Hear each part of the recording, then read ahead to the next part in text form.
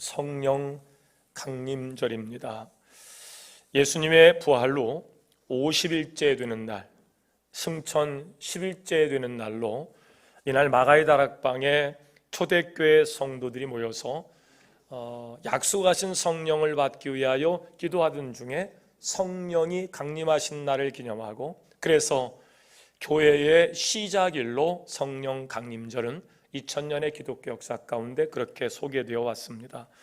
기독교의 성령 강림절은 성탄절 그리고 부활절과 함께 3대 절기로 꼽히는데, 성령 강림절은 유대교의 3대 절기인 오순절과 같은 날이기도 해요.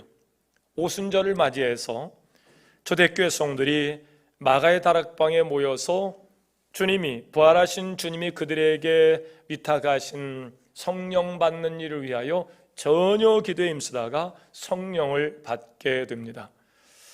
2장 1절부터 성령이 어떻게 그들에게 임하셨는가 이렇게 기록하고 있습니다. 오순절 날이 이미 이름에 그들이 다 같이 한 곳에 모였더니 호련히 하늘로부터 급하고 강한 바람 같은 소리가 있어 그들이 앉은 온 집에 가득하며 마치 불의 혀처럼 갈라지는 것들이 그들에게 보여 각 사람 위에 하나씩 임하여 있더니 그들이 다 성령의 충만함을 받고 성령이 말하게 하심을 따라 다른 언어들로 말하기를 시작하니라.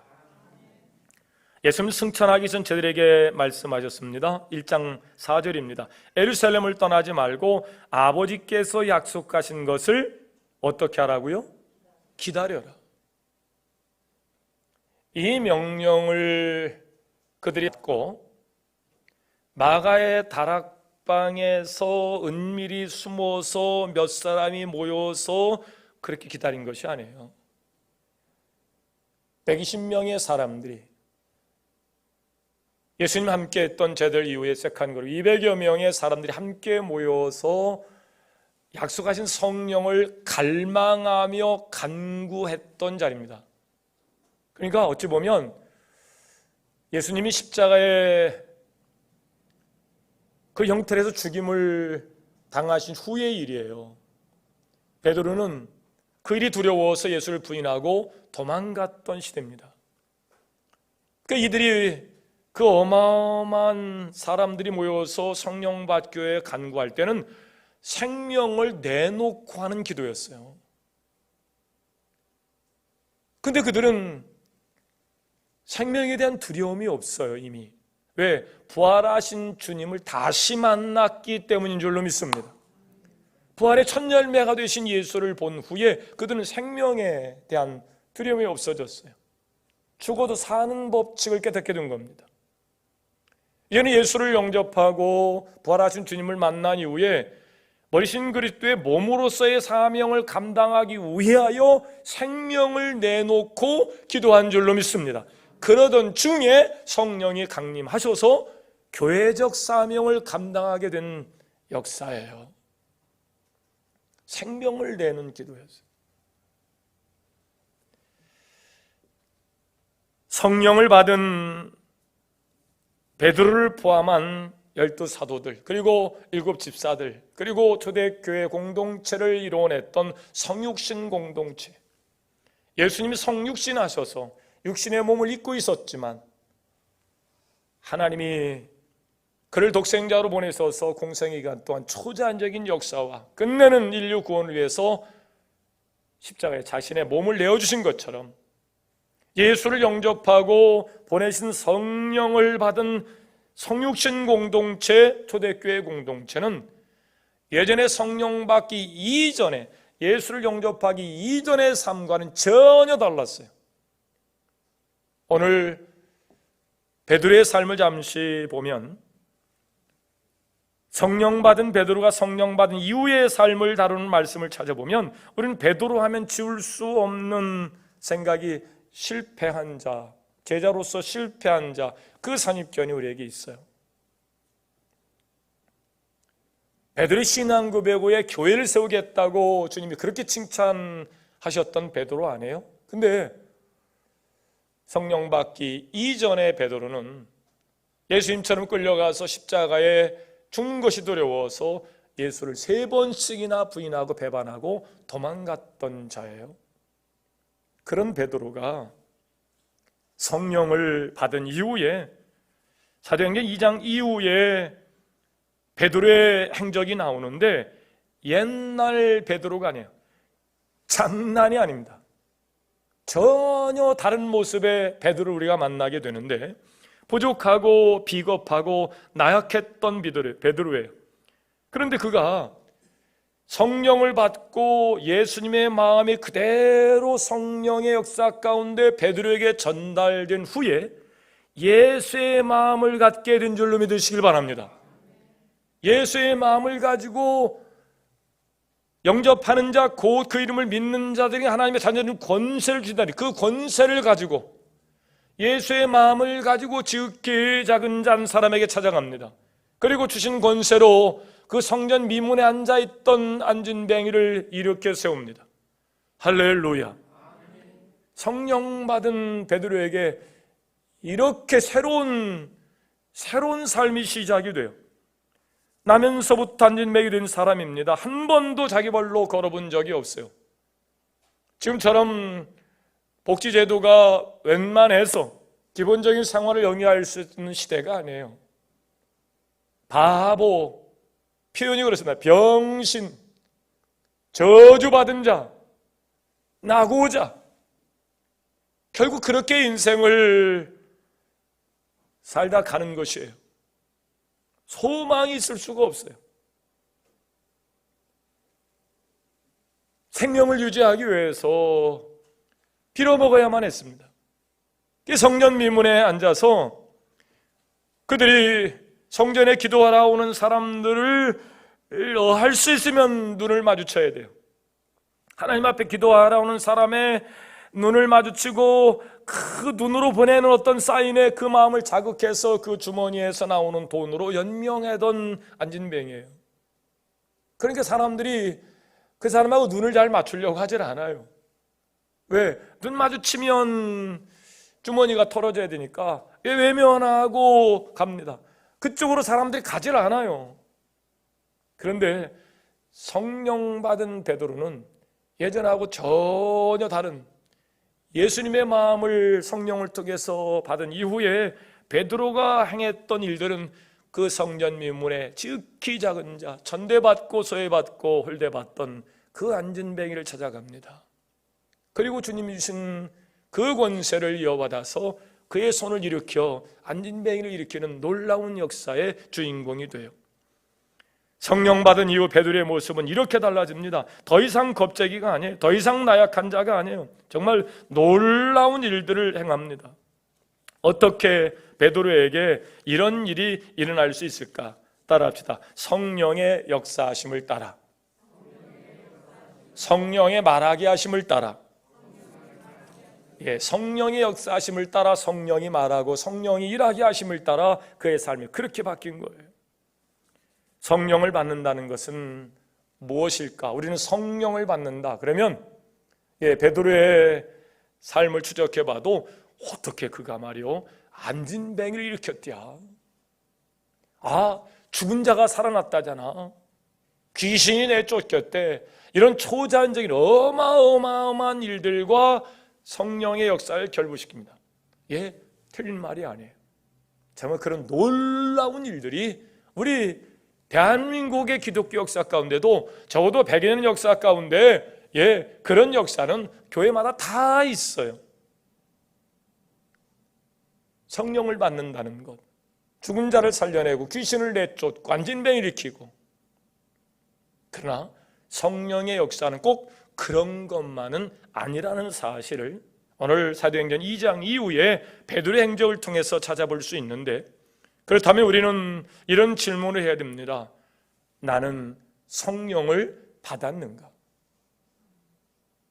그러면 나에게는 이런 능력이 있기는 한가?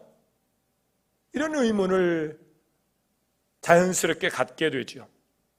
어느 날 스웨덴 출신의 한 젊은이가 헬라 언어학자를 찾아가서 이렇게 요청합니다. 선생님, 제가 가공할 만한 파괴력을 가진 폭발물을 발명했는데 이 물건에 적합한 단어가 있을까요?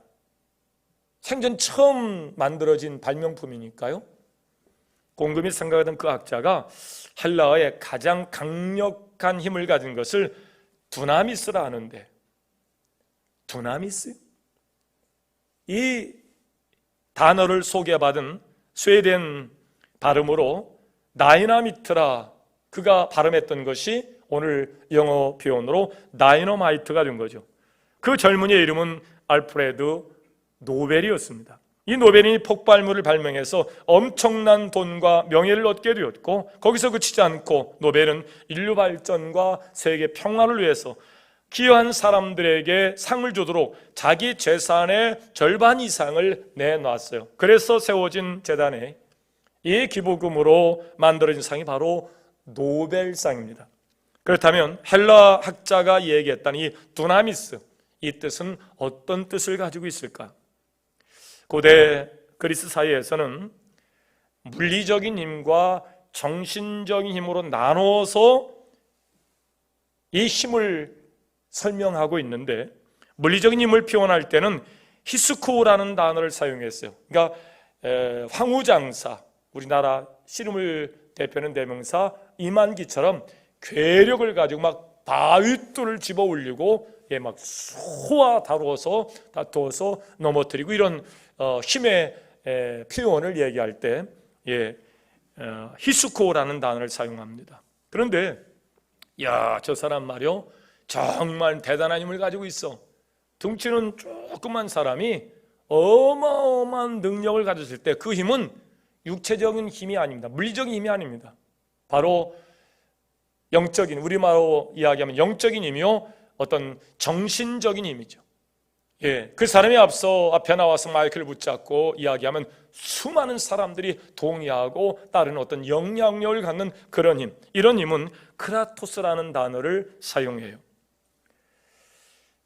다이너마이트의 어원이 된 두나미스는 파괴하고 또 억누르는 외적인 어떤 힘, 이런 힘보다는 내적인 삶, 고대 그리스 사람들이 두나미스를 개인의 삶을 변화시키고 사회를 움직이고 또한 세상을 이끄는 힘이라 믿었는데, 바로 내적인 어떤 정신적인 영적인 힘을 대변하는 그런 단어입니다. 그러니까 이 성령의 역사는 사도행 1장 8절로 보면 하나님께서 설계하시고 예수님 말씀하시고 또 이 머리가 되셔서 하나님 나라 확장을 위해 일할 교회를 세우는 일에 있어서 이 성령을 받은 사람들로부터 교회가 시작되는 거거든요. 사도행 1장 8절 말씀 다시 한번 볼까요? 시작.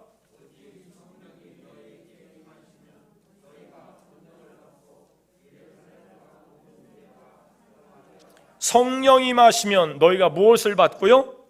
권능을 받고, 이 권능이라는 단어가 두나미스, 다시 이야기하면 크라토스, 내적인 영적인 그런 힘을 가지고 새로운 역사를 만들어가는 권능의 그런 표현이에요.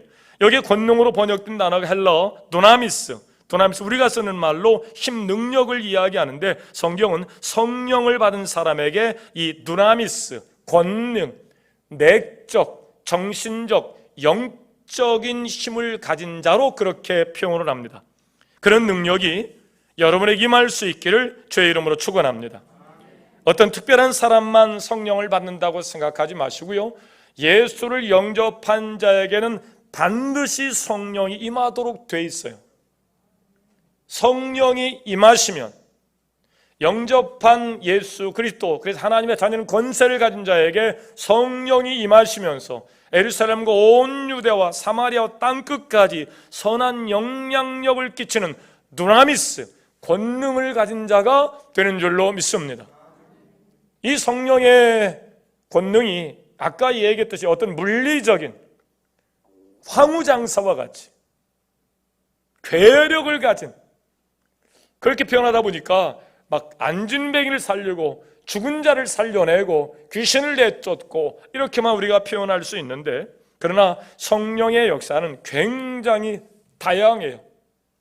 불의 혀처럼 임하기도 하지만 오늘 말씀 보면 호련히 급한 바람 같은 소리가 있어 그들 온 집에 가득하며 그랬어요. 때로는 바람 소리와 같이 불의 갈라지는 것처럼 또 비둘기처럼 순결하게 그렇게 성령이 우리에게 임하게 되는데, 오늘 여러분이 성령을 받은 자인가? 오늘 성령은 그렇게 다이너마이트처럼 어마어마한 폭발력을 가진 그런 권능이 우리 안에 성령이 오셔서 내 내적인 변화와 내적인 힘을 갖는 것으로 여러분의 삶을 어떻게 변화해 가는가? 내적인 변화를 통한 우리의 삶의 변화가 어떻게 일어나는가? 오늘 베드로를 통해서 한번 살펴보도록 하겠습니다. 사실 놀라운 역사가 일어나지 않는 것은 성령을 받지 못해서가 아니고 성령의 역사 가운데 다른 면을 통해서 성령의 역사가 표현되고 소개되기 때문에 그래요. 우리도 주님을 고백하는 자라면 이미 성령을 받은 자이고, 이 성령은 우리에게 새로운 역사를 만들어가는 어떤 동력이 되기도 해요. 그러니까 예수를 영접하면 아까 얘기했듯이 반드시 성령을 받게 된다 그랬죠. 부모된 자리에 서게 되면 어느 순간 하나님의 마음을 갖게 됩니다. 왜냐하면 천국의 모형으로 하나님께 가정을 세우시고 하나님이 보내신 자리에서 부모된 책임을 다하기 때문에 그냥 사람의 마음이 아니고 하나님의 마음을 품게 돼요. 그래서 자녀를 위하여 하나님을 대신하여 선 그 자리에서 자기를 내어줌 같이 교회를 위하여 그 몸을 내어준 것처럼 그렇게 부모된 자리가 성령을 받은 신자들처럼 어마어마한 능력을 가진 부모의 자리로 바뀌어지게 되는 거예요. 자, 이제 중요한 것이, 그럼 성령을 우리가 받게 되면 어떤 일들이 우리의 삶 가운데 일어나는가? 베드로처럼 성령 받은 사람답게 그 이전의 삶, 즉 어떤 생각이라든지 어떤 가치관이라든지 어떤 목표가 과감하게 바뀌어져 가게 돼요. 자, 어떻게 베드로가 바뀌어가는가? 오늘 먼저 살펴볼 것은 성령이 임하시면, 따라합시다, 주님의 마음을 갖게 된다. 성령이 임하시면 무슨 마음을 갖게 돼요? 주님의 마음을 갖게 돼요.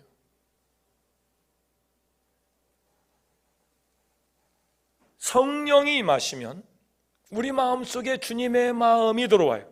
돌이켜보면 주님은 늘 그의 공생의 기간 동안 한 사람을 찾으셨어요.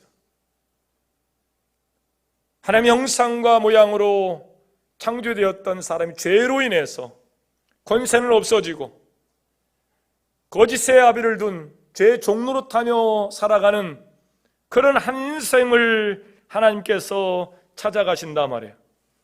그 한 사람은 바로 가난한 사람이에요. 병든 사람이에요. 낮은 사람이에요. 소외된 사람이에요. 고통받는 사람이에요. 불쌍한 사람이에요. 그래서 많은 관중 속에서도 주님은 늘 무언가를 하셨어요. 수천의 사람이 예수님 턱 밑에 와 있습니다. 환호를 하기도 하고 갈망하면서 주님을 쳐다봅니다.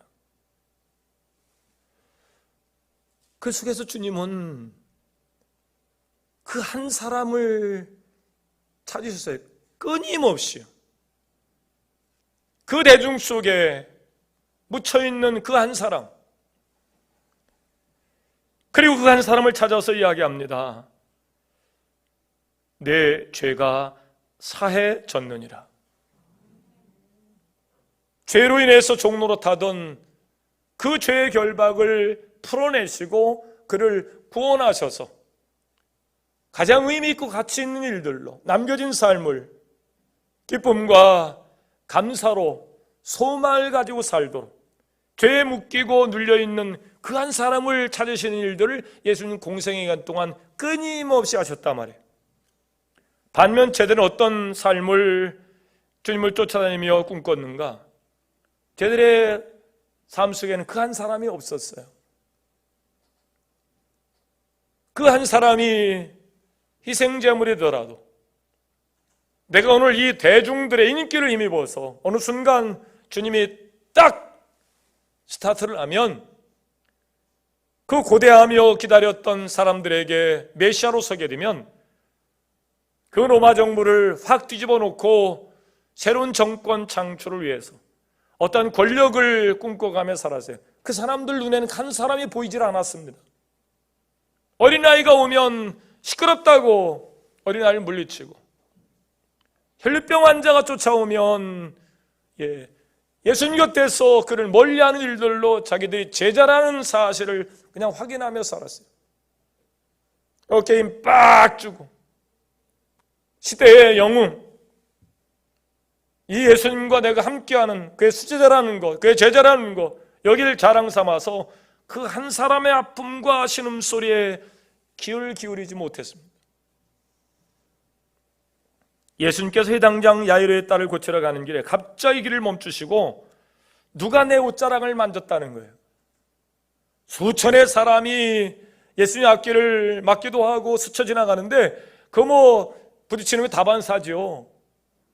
그때 베드로가 뭐라고 합니까? 많은 사람이 오고 가면서 부닥치는 걸 뭘 그 관심을 두세요. 그냥 빨리 가셔서 그냥 해당장 야이로의 딸 살려내서 박수 받고 추앙 받고, 그래서 우리가 할 일이 지금 대산인데요. 그 한 사람 뭘 그냥 누가 뭘 만졌건 맞건 신경 쓰세요. 그냥 가시죠. 아니다. 그 예수님의 옷자락을 만질 때 그 여인의 심정은 간절함이었어요. 예수님 아니면 더 이상 버틸 수 있는 힘이 그 여인에게 없었어요. 치료받을 수 없고 저주받은 병이라 희중들 앞에 나타날 수도 없었어요. 근데 이제 죽기 살기로 온 거예요. 어차피 돌에 맞아 사람들에게 죽으나. 그래서 예수님 옷을 봐서 그 간절함으로 만질 때 예수님은 그 간절함을 아시고 그 여인을 돌아보신 줄로 믿습니다. 이게 예수님의 마음이에요. 사람들 앞에서 귀신을 내쫓고 죽은 자를 살리고 이야 대단, 그런 예수님만이 아니고 한 사람 한 사람 지극히 작은 자의 마음을 터치하시고 그를 일으켜내시는 예수의 마음이었어요. 저들은 이 예수의 마음이 어떤 마음인지 몰랐어요. 성령의 감동 속에 세밀하게 오셔서 우리에게 촉구하시는 그 성령의 음성을 듣기 전에는 왜 남들이 알아주도 않는데 왜 저는 바보짓 혼자 다 뒤집어 쓰고 손해받는 일을 왜 저렇게 멍청이처럼 하는가 이해를 못하는 거예요. 어머니의 마음이, 하나님을 대신하여 준 어머니의 마음이 없으면요 크게 이해가 안 돼요. 오늘도 우리 새아를 우리 엄마가 안고 나왔습니다만 아마 처녀 때 그랬을걸. 난 엄마처럼 살지 않을 거야. 어우 징그러워. 자기 삶은 없어요. 엄마의 삶이라는 것은 모든 것을 내어주는 삶이에요. 얼마 전에 아내가 이제 오십견 때문에 팔이 아파가지고 비벼가면서 이 팔이 나아야 우리 애들 봐주는데. 그래가지고 내가 누구 애들? 그랬더니 우리 효진이 성민이 나중에 시가고 장가가면 애들 내가 봐줘야지. 그래서 내가 갈라서자 그랬어. 내가 지금 무슨 지금 손주 손녀를 지금 봐줄 생각을 하냐고. 지들 낳았으면 지들이 알아서 키우는 것이지 무슨 우리가 키워줘. 그러려면 갈라쓰자고 내가. 근데 아이를 낳기 전까지는 잘 몰라요. 이 표현이 어떤 표현인지요. 잘 모르니까 왜 이렇게 바보같이 삶을 살아? 자기 삶도 있지. 뭐 그냥 애들한테 그래 다 쏟아붓고 다 주고 바보 멍청이처럼 살아. 그게 동의가 됐던 시대가 있어요. 근데 어느 순간은요, 그게요 말 같지 않은 말장난이라는 것을 알아요. 부모의 자리가요 그렇게 옳고 그름으로 어떤 득실관계로 따져 물을 자리가 아니에요. 그냥 전부 다 내어주는 자리고 뼈가 숭숭 다 뚫릴 수밖에 없는 자리에서 그냥 모든 걸 전부 다 아이에게 빨려 내어주는 삶이 엄마의 삶이에요. 베드로는 예수님과 3년 동안 동행하면서도 예수의 마음을 몰랐어요. 예수가 왜 그 바쁜 중에 영양가도 없이 표시도 안 나는데 그 누가 자기 옷 만졌다고 뒤돌아서서 그 시간을, 아까운 시간을 거기다 허비하는가를 몰랐습니다. 그런데 성령이 베드로에게 임하자 주님의 마음이 베드로에게 옮겨온 것을 믿으시길 바랍니다. 우리가 성령을 받았다는 것은 바로 그런 거예요. 주님의 마음이 우리 가운데 오는 거예요. 베드로는 그 눈에 주님이 보셨던 한 사람이 보이지 않았거든요. 항상 자신만 바라봤어요. 나. 그래서 스승처럼 모시던 주님인데도 불구하고 나를 지키기 위해서 주님을 3번씩이나 부인하고 비겁하게 도망갔던 베드로예요. 근데 그가 성령을 받자 주님의 마음이 고스란히 베드로의 마음으로 들어와요.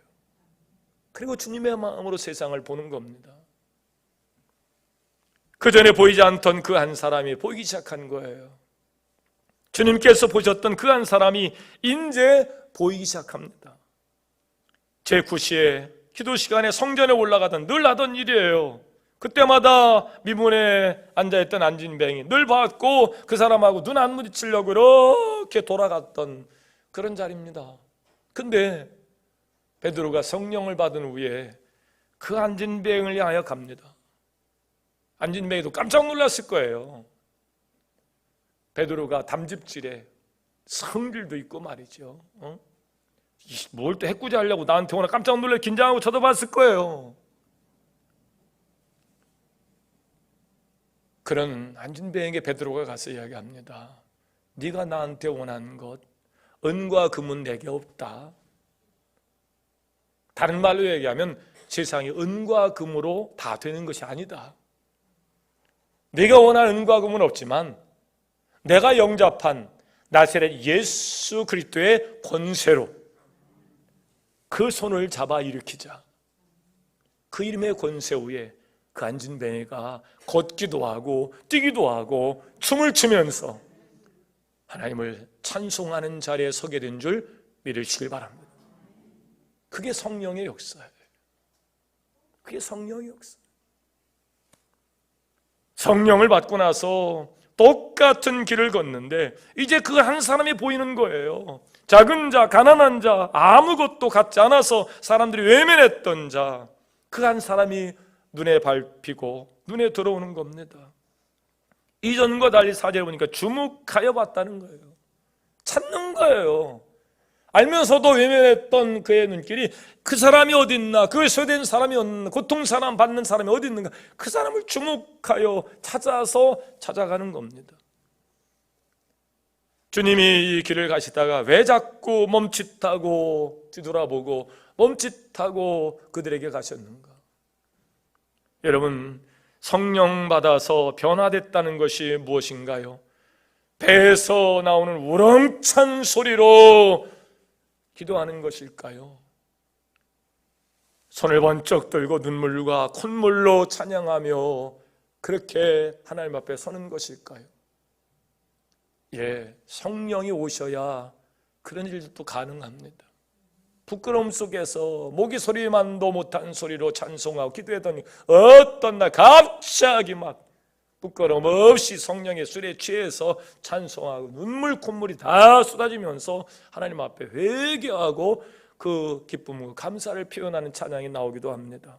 하지만 진짜 성령이 우리 안에 오셔서 일어난 일들, 주님의 마음이 우리 안에 들어와서 그렇게 주님이 보셨던 것들이 우리의 눈에 보이게 되는 줄 믿으시길 바랍니다.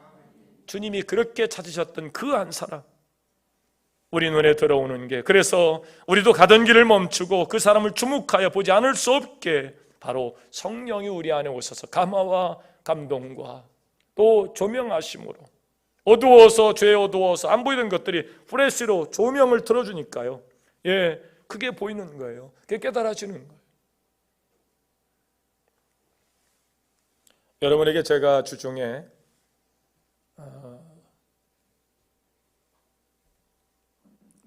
찬송가도 아니고 복음송가도 아니고, 예, 대중가요 하나를 보내드렸어요. 어머니 꼭 구경 가요, 뭐 이거예요. 우리 목사님들 모임에도 무등반 그걸 보내줬던 어느 목사님이 너무 은혜를 받아가지고 우리 교우 중에도 우리 이복 집사님 중국에서 오셔서 여기서 이제 새로운 기회의 땅에서 그 후손들이 기회의 땅에서 자유민주주의에서 큰 꿈을 누릴 수 있도록 아브라함 같은 자리에 서야 되겠다 생각가지고 열심히 기도하시고 새벽 기도하시고 하세요. 우리 이복 집사님이 문자 왔어요. 목사님 보내주신 영상 보고 많이 울었어요. 어머니가 꽤 오래전에 돌아가셨지요? 엄마가 보고 싶잖아. 나이가 먹어도 70, 80 내가 요단가 건널 때가 가까워도 어머니 그러면 코끝이 찡 가슴에 그냥 텅 하고 오는 게 있어요. 어머니가 되기 전까지는 어머니를 이해 못했던 우리 아닙니까? 아버지가 되기 전에 아버지의 삶을 이해 못했어요. 그런데 어느 순간 어머니 그러면 쾅 하고 오는 게 있다. 코끝이 찡 하고 오는 게 있어요. 어머니 꼭 구경 가요. 좋다고 아들 등에 올라타고 꼭 구경 가는 줄 알았더니 어메 이 산 넘어 저 산 넘어 가다 보니까 이놈이 지금 한 입 더 오려고 나를 산속에 버리라고 가는 거예요. 이놈아 이런 법이 없다, 이런 법이 없다. 그럴 줄 알았는데 어머니가 솔잎을 따서 놓고 솔잎을 따서 놓고 그래요. 어머니 뭐 하세요? 네가 나중에 길 잃어버릴까 봐. 나는 버려질 자이지만 네가 나중에 길 잃어버릴까 봐 그러는 거요. 어머니 뭐 하세요? 여기에 막 가슴이 쥐어짜듯. 우리 어머니를 버린 사람은 아니지만은 그 어머니의 깊은 사랑에 보답 못하고 살아가는 이 자식의 마음에 그냥 코끝이 찡 하고 가슴에 뭐가 펑 하고 오는 것처럼 그 영상 보고 은혜 못 받은 사람은 죄송해요. 사람도 아니야. 그냥 깨달아져요. 주님께서 평소 사역하실 때 그러셨잖아요. 따라서 기도해야 할 때 큰 소리로 기도하는 것 중요하지만 우리가 교회 생활에 익숙해서 기도 생활에 익숙해서 이렇게 저렇게 이번의 삶을 사랑하는 것도 잘하는 것이지만 그러나 여러분 마음속에 주님의 마음이 있기를 주의 이름으로 축원합니다. 성령은 그렇게 우리 안에 오셔서 역사하세요. 이제 우리도 베드로처럼 성전 비문에 멈춰 서야 됩니다. 아니 성전 비문에 날 때부터 버림받은 그렇게 고통 중에 있는 그를 주목하여 보고 가야 됩니다. 우리가 가던 길이 아무리 바쁘더라도 우리가 가던 길이 멈추기 아까운 어떤 목표가 있다 하더라도 비록 그 일이 하나님 앞에 예배를 드리러 가는 생명과 같이 여기는 주의를 성수하는 길이라 할지라도 그 길에 문 앞에 서 있는 한 신음하는 생명의 소리를 주님의 마음으로 들을 수 있기를 주의 이름으로 축원합니다. 우리가 가는 길에 가난한 사람, 병든 사람, 약한 사람을 결코 그냥 지나치지 않고 멈추는 그 사랑이 바로 하나님을 대신하여 우리에게 보내준 부모의 마음이고 그게 우리를 구원하신 하나님의 사랑인 것을 믿으시길 바랍니다. 가난한 자를 사랑할 수 있는 마음을 갖게 하는 게 바로 성령 받은 제자된 모습이에요. 성령 받은 증거가 이겁니다. 어마어마한 능력으로 죽은 자를 살리고 귀신을 내쫓고 인명을 일으킬 수 있는 그런 괴력이 그런 권능이 없다 하더라도 예수님의 마음을 품고 예수님의 마음으로 찾아가서 네가 원하는 것은 주지 못하지만 내게 있는 것 내게 주노니 나사렛 예수 그리스도의 이름을 전할 수 있는 여러분 삶이 될 수 있기를 주의 이름으로 축원합니다. 그런 모습은 오직 하나의 목적과 이유를 가져요. 하나님의 영광을 위한 거예요. 굳이 어떤 대단한 성령 받은 척 퍼포먼스를 안 해도 됩니다. 그냥 하루를 시작할 때 그냥 주님이 너무 고마워서 그렇게 시작하는 겁니다. 따라해 보시죠. 주님, 예. 엄마, 그러면요, 그 이름이 주는 묘한 것이 있어요.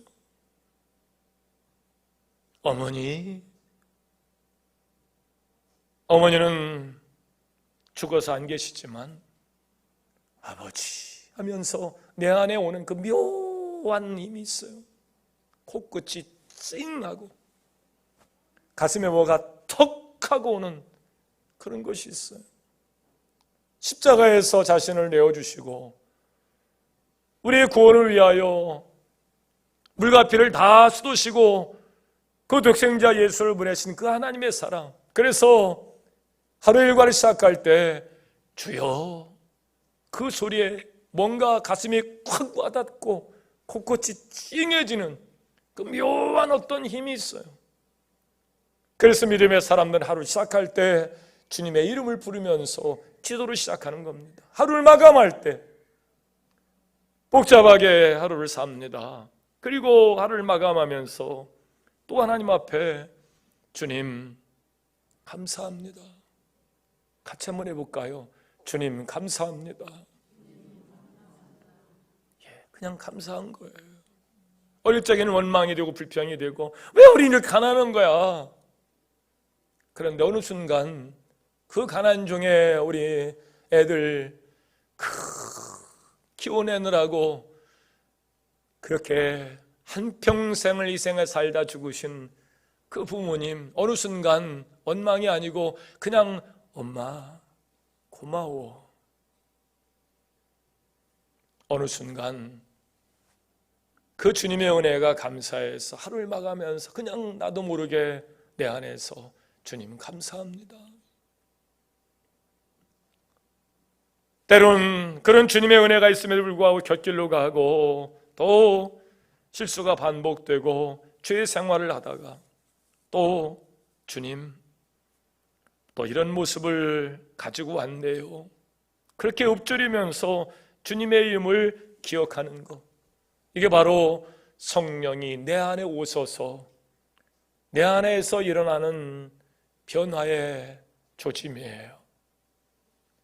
주님의 이름을 부르며 시작하시고 감사의 고백으로 하루를 마감하시며 또 실패했어도 실수했어도 또 넘어졌어도 주님 또 제가 실수했네요. 다 떠나도 영원히 내 팬클럽 회장이 되어주셨던 그 부모와 같이 시공을 초월하여 우리 앞에 서 계신 그 주님의 사랑이 주님의 마음을 가지고 성령의 역사 가운데 선한 영향력을 행사해 가신 여러분의 손을 또 붙잡으시고 이렇게 세우시고 교회된 사명을 감당할 수 있도록 힘을 더하시는 줄로 믿습니다. 우리도 베드로처럼 변화된 모습이 나타나길 주님의 이름으로 축원합니다. 주님이 찾으신 그 한 사람에게 우리의 시선을 멈추는 자가 되시기를 주의 이름으로 축원합니다. 우리도 주님이 주신 것을 나누는 자가 되십시다. 우리에게 은과 금은 없습니다. 우리를 구원하시고 이롭게 여겨주시고 거룩하신 주님의 몸으로 세우신 그 일이 고마워. 오늘로 주여 주님의 이름으로 시작하고 주님 감사해요. 그렇게 하루를 마감하면서 그렇게 주님의 이름만으로 사는, 주님의 마음을 받고 주님의 이름으로 사는 여러분 삶이 될 수 있기를 주의 이름으로 축원합니다. 화평방송 구독, 좋아요 부탁드립니다. 감사합니다.